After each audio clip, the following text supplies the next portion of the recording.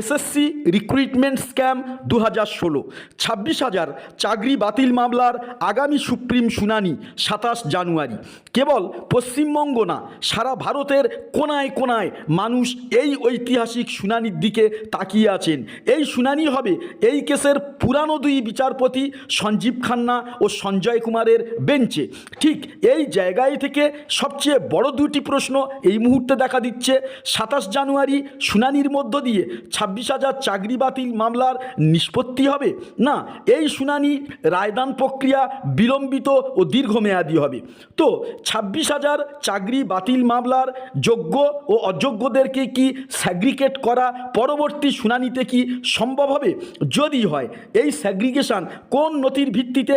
CBI দেয়া chargesheet ও নথির ভিত্তিতে, না এসএসসি যে স্যাগ্রিগেশন নথি পেশ করবে তার উপর ভিত্তিতে? তো সেক্ষেত্রে কেবল পরিসংখ্যান নয়, যোগ্য ও অযোগ্যের লিস্ট গুরুত্বপূর্ণ নথি আকারে এসএসসি কি পরবর্তী শুনানিতে পেশ করতে আদৌ সম্ভব হবে? যদি সম্ভব হয় তাহলে বিচারপতি কোন লিস্টটা মেনে নেবেন? এসএসসির প্রদেয় যোগ্য অযোগ্য নথি, না সিবিআই দেয়া গুরুত্বপূর্ণ নথি? না, এমনটা হতে পারে সিবিআইয়ের রিপোর্ট ও এসএসসি দেয়া প্রদেয় লিস্ট মিলিয়ে নিয়ে তিনি সঠিক সিদ্ধান্তে আসবেন। প্রসঙ্গক্রমে এটাই প্রশ্ন আসতেই পারে, মামলা তো হাইকোর্টের সিঙ্গেল বেঞ্চে পরিসমাপ্তি হতে পারত, কেনই বা সেটা হাইকোর্টের ডিভিশন বেঞ্চ হয়ে সুপ্রিম কোর্টে গেল? তো পরিসমাপ্তিতে এই মামলার রায় কাদের পক্ষে যাবে চেষ্টা করছি তার চুলচেরা বিশ্লেষণ করার। শেষ পর্যন্ত দেখবেন। চ্যানেলে নতুন হলে অবশ্যই আমাদের চ্যানেলটি সাবস্ক্রাইব করে রাখবেন।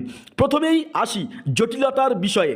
হাইকোর্টের সিঙ্গেল বেঞ্চে বিচারপতি অভিজিৎ গঙ্গোপাধ্যায় এসএসসিকে সুপার নিউমারারি পোস্ট ক্রিয়েট করার বিরুদ্ধে প্রশ্ন তোলেন। তো এসএসসি কেন অযোগ্যদের আড়াল করার চেষ্টা করছে এই পোস্ট ক্রিয়েট করে?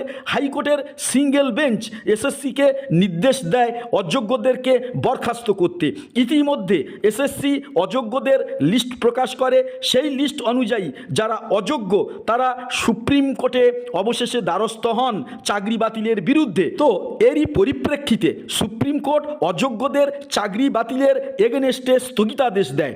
তো এর পরিপ্রেক্ষিতে বিচারপতি অভিজিৎ গঙ্গোপাধ্যায় যোগ্য ও অযোগ্যের গুরুত্বপূর্ণ নথি চায় এসএসসির কাছে, না হলে 26,000-এর পুরো প্যানেল বাতিল করবেন বলে তিনি ঘোষণা করেন।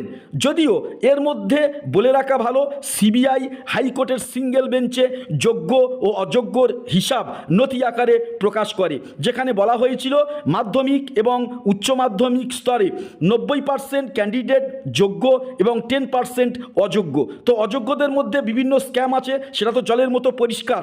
কিন্তু এসএসসি যেহেতু নিয়োগকর্তা, তাই যোগ্য ও অযোগ্যর হিসাব তাদের কাছ থেকে পাওয়া জরুরি মনে করেছিল অভিজিৎ গঙ্গোপাধ্যায়ের নেতৃত্বাধীন হাইকোর্টের সিঙ্গেল বেঞ্চ। তো এইরকমই টালমাটাল পরিস্থিতির মধ্যে বিচারপতি অভিজিৎ গঙ্গোপাধ্যায় স্বেচ্ছায় অবসর নেন। ইতিমধ্যে সুপ্রিম কোর্টের নির্দেশে দেবাংশু বসাকের নেতৃত্বে হাইকোর্টের একটি ডিভিশন বেঞ্চ তৈরি হয়।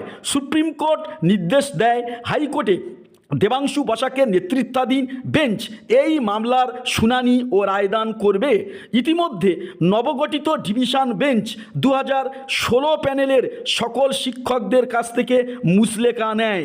হাইকোর্টের ডিভিশন বেঞ্চেও সিবিআই যোগ্য ও অযোগ্যর নথি পেশ করে, কিন্তু অপরদিকে এসএসসি কেবল যোগ্য ও অযোগ্যর পরিসংখ্যান দিয়েছিল, যা সময়ে সময়ে সেই পরিসংখ্যান বদলেছে। কিন্তু যোগ্য ও অযোগ্যের কোনো গুরুত্বপূর্ণ প্রামাণ্য দলিল পেশ করেনি বা করতে পারেনি বলাই ভালো। তো জল অনেক দূর গড়ায়। 17টা কারণের ওপর ভিত্তি করে দেবাংশু বসাকের নেতৃত্বাধীন বেঞ্চ 26,000-এর পুরো প্যানেল ক্যান্সেল করে। এবারে এসএসসি 26,000-এর প্যানেল বাঁচাতে সুপ্রিম কোর্টে দ্বারস্থ হয়। শুরু হলো আবার আরেকটা জলঘোলা। এই রকম পরিস্থিতিতে সুপ্রিম কোর্টের প্রধান বিচারপতি চন্দ্রচূড় 26,000-এর প্যানেল বাতিলের বিরুদ্ধে স্টে অর্ডার দেয়। প্রসঙ্গক্রমে বলে রাখা ভালো, এসএসসি যদি হাইকোর্টের সিঙ্গেল বেঞ্চ ও ডিভিশন বেঞ্চে সিবিআইয়ের মতো স্যাগ্রিগেশন ডকুমেন্ট বা যোগ্য অযোগ্যের নথি প্রকাশ করত, ওখানেই সব সলভ হয়ে যেত। কিন্তু এসএসসি 26,000-এর পুরো প্যানেল বাঁচাতে গিয়ে যোগ্যরা চ্যালেঞ্জের মধ্যে পড়ে গেলেন। প্রসঙ্গক্রমে গত শুনানিতে সিবিআই অলরেডি গুরুত্বপূর্ণ খামবন্দি নথি পেশ করেছে সুপ্রিম কোর্টে, যেখানে যোগ্য অযোগ্যের পুরো হিসাব বর্ণিত। তো পূর্বের শুনানিতে সিবিআইয়ের প্রদেয় নথির প্রতি মহামান্য আদালত যে আস্থা রেখেছেন সেটা আপনারা প্রত্যেকেই জানেন, কারণ এই পর্যন্ত যে পরস্পর বিরোধী তথ্য ও হিসাবের তুলনায় সিবিআইয়ের প্রদেয় হিসাব তুলনামূলক সর্বাধিক বিশ্বাসযোগ্য, গ্রহণযোগ্য।